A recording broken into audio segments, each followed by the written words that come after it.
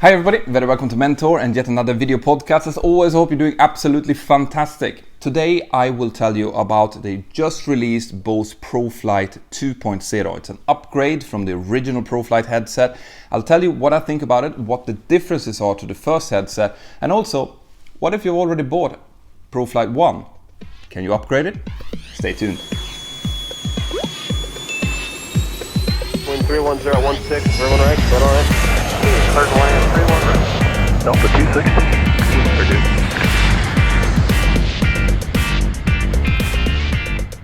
Right guys, so first of all, full disclosure, Bose Aviation is sponsoring the Mentour Pilot channel, but that is also the reason why I've had the chance to fly with these headsets before they hit the market.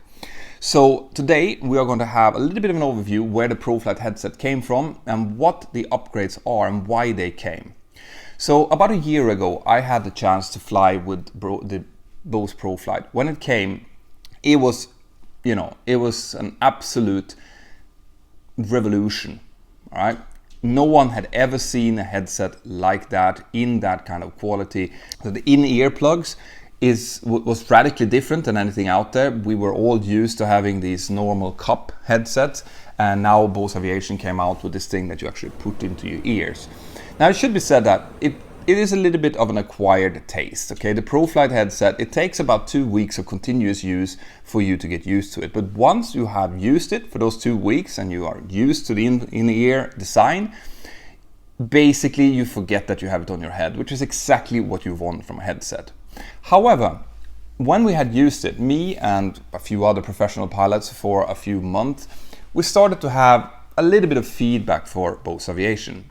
For example, we thought that the headset cable, as in the cable that went from the headset down into the power pack, was a little bit too thick.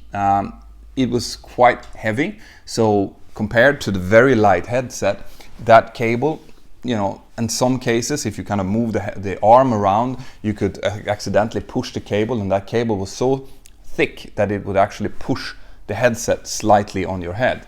So we thought, this you can probably do better. We want a thinner headset cable that you don't notice as much.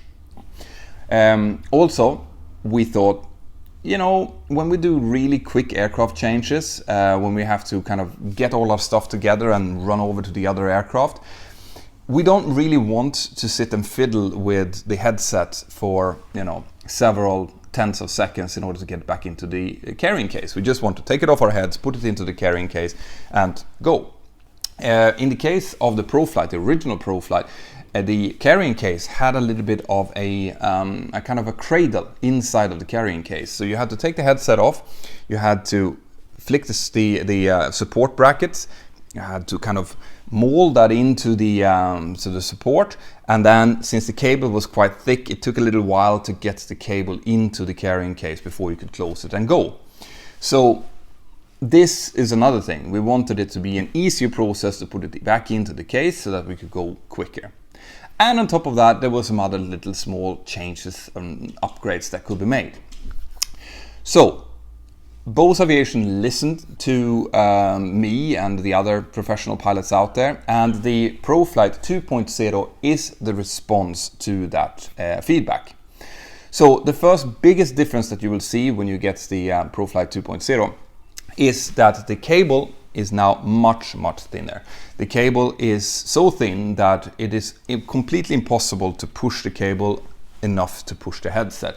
I've tried it around in the cockpit from different angles and it just doesn't happen, right? You don't notice as much. And another benefit of that, the fact that the cable is thinner, is that it's also easier to put into the carrying case now. So that's the first and the biggest difference. The second difference is the carrying case in itself. So the carrying case doesn't have the cradle anymore. It's built now to just put the headset back in like you used to with other headsets. You still have to fold the little support brackets, but once you've done that, you put the headset together, you put it in, and the cable just folds easily into the back. So you save maybe 10 seconds of setting up the carrying case, which is 10 seconds that you really need in a quick turnaround. They have also put a little bit more emphasis on the Bluetooth. So the Bluetooth is better, higher audio quality. You also have the option now to not have Bluetooth on the Proflight headset. I know there's some airlines out there who doesn't allow Bluetooth, so that's an improvement. The headset comes with either a 5-pin XLR connector or a 2-pin connector, which is one we are using in our Boeings. And it comes with a, on the mic, on the original headset, there was a little white dot that indicated which angle you had to have on the mic in order to have better audio quality. Now the headset comes with two kind of winglets that holds the wind catcher, the wind protector on the mic in place, and it also shows exactly what angle you should have when you're using the headset. So it's just a little bit easier to kind of quickly configure. And what else? Well, oh yes, the tap control. So the tap through was one of the big inventions that came with the original Proflight headset. And basically what that does is that if you're sitting in the cockpit and a flight attendant, for example, is entering the cockpit and you want to talk to her, but you don't want to remove the headset, the tap through allowed you to just tap twice on your earpiece, and that would open up the that earpiece in a lower noise reduction mode. So the headset has 3 different noise reduction modes. It's high, medium and low, and if you tapped it, it would go to low on that ear, which meant that you could easily communicate with whoever was coming into the cockpit, but without removing the headset. Now, it was a really good idea, but I found out myself that I'm not really using it, and that was mainly because it was a little bit too sensitive. So sometimes the tap through control could open up during landing, for example, which you don't want. And when we gave that feedback back to Bose Aviation, they have now fixed that, so it's less sensitive. I still, full disclosure, I'm still not using it myself because I've now gotten used to just taking the earpiece out and hanging it. There's a little hanger on the back that you can just easily hang it out. But now it's supposed to work much better. It shouldn't start opening up by itself. And by the way, guys, if you don't want the tap through, if you try it and it's not for you, then inside of the battery case, there is a little button that you can kind of push to off. There's a couple of different settings that you can change in there. One of them is a tap through. So if you turn that off, you will not have tap through and you won't have that happening to you. Because I have to say, even with the new headset, when I'm eating an apple, for example, sometimes it opens up. What else is new? Well, Bose Aviation has also extended the warranty. So the warranty is now 5 years for non-abusive use, which means that normal wear and tear, you have 5 years warranty, but if you're in the habit of throwing the headset out the window after each flight, then that is not covered. But this 5-year warranty is also retroactively applied to the Bose Proflight 1.0. So if you bought a Proflight, you now have 5 years warranty, just like on the new headset. So what if you have already bought the first Proflight headset, but you really want this new cable setup? Well, I asked Bose Aviation about this because I knew that question would come, and what they said that what they will do is normally if they would replace a headset cable, that would cost about 300 euros to do. But since they're aware that this upgrade is coming, that people really need it, they've said that they are going to reduce that down to half price. So if you have a Proflight 1, then you can contact your dealer, you can send in the headset, and they will replace it and send it back to you for 150 euros, including shipping as well. So that's the solution they have gone with, and the headset, I should be said that the headset, both the Proflight 1 and the Proflight 2 are really competent, very good headsets. So these are small upgrades to it. But I can see why it would be nice to have the new, especially the new cable. So what do I think about it then? Well, I have been flying with the Proflight 1 for a year now. I've been flying with the Proflight 2 for about 3 weeks or so. Like I was saying, the headset is a really competent headset. People are always asking me, well, what about the noise reduction? Is it really good with only those little earplugs in it? And the answer to that is yes, it is perfectly enough.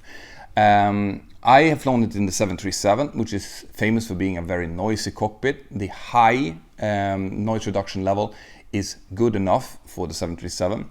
The medium one is probably more for like the 787 and the Airbus 350. And the low setting is only really for ground use. It's almost like a hearing aid when you put that on. But the noise reduction is not an issue.